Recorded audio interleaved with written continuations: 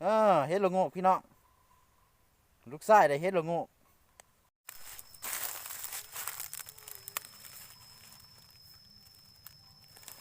เฮ็ดผึ่งค้านกเขียนผึ่งค้านกเขียนโอ้ยเฮ็ดผึ่งเขาเหี่ยเลย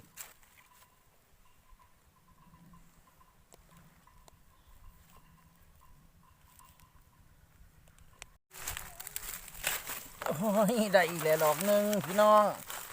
นี่คือเห็ดผึ่งค้านกเขียนหรือว่าเห็ดผึ่งขม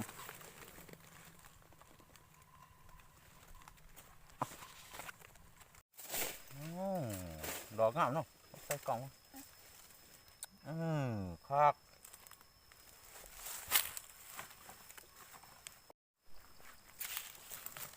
โอ้นี่ดอกหนึ่งอีกนี่เห็ดสังดีนี่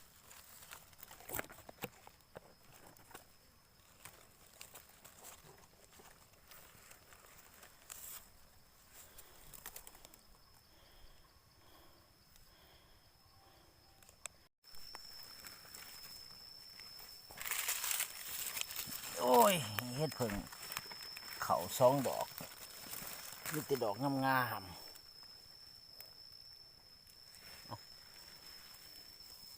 ให้ลูกชายเฮ็ด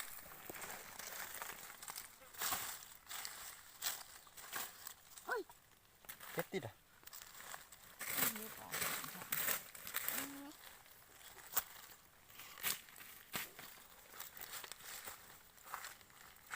เก็บมีการว่างไว้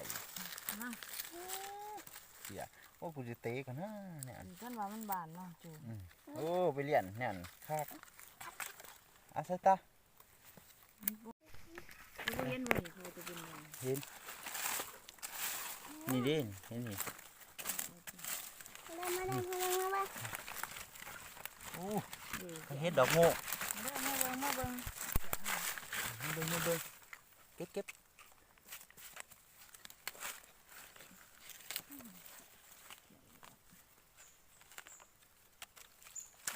ตัวมวนแห้งให้นอนเนี่ยเนาะแม่นเบิดได้นี่มันหักยังหน่อยเอาหรือเปล่า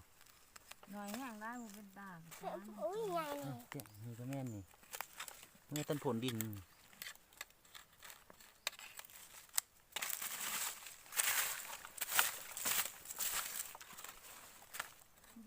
นี่ก็แม่นพี่เตี้ยจะทายมันคือปุ๊บอ่ะเอาไว้ก้อนกล่องไว้ก้อนนี่นึ่งนี่ซอยกล่องไว้ก้อนเอาไปนี่นึ่งนี่ซองนี่เสือออกไรเนาะโอ้หมอนี่จักบาทจังได้เว้ยขาดเบิดถือไว้เนาะเนาะไม่เห็นร้อนเป็นไฟเป็นนะรู้นก็เกลือไข่เกลือไข่ก็เหลืองอุ้ยได้นี่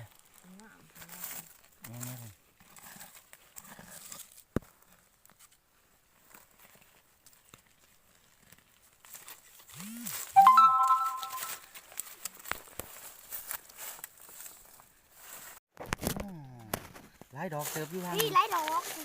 ยังจะนี่เนาะส้ม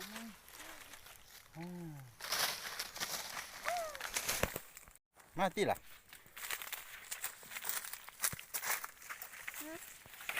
นี่นะ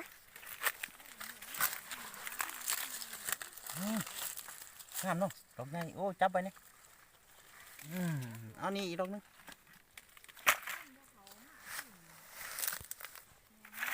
ไปแม่งขึ้นแหง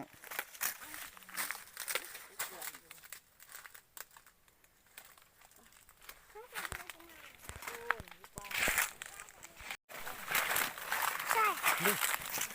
โอ้โหเป็นบานหวาน เฮ็ดบัวหลานหัวเหลืองบานเยอะ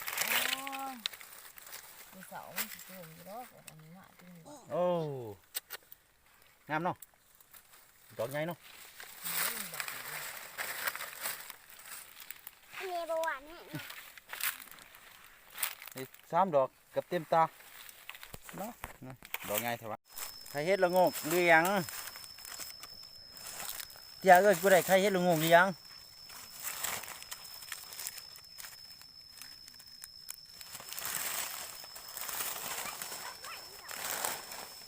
มาเก็บมึง ไทย เอ้า ไทยบ้าง บ่ได้ทายดอกใคร ไทย บ่ได้ทายเอาห้อยไว้ติล่ะ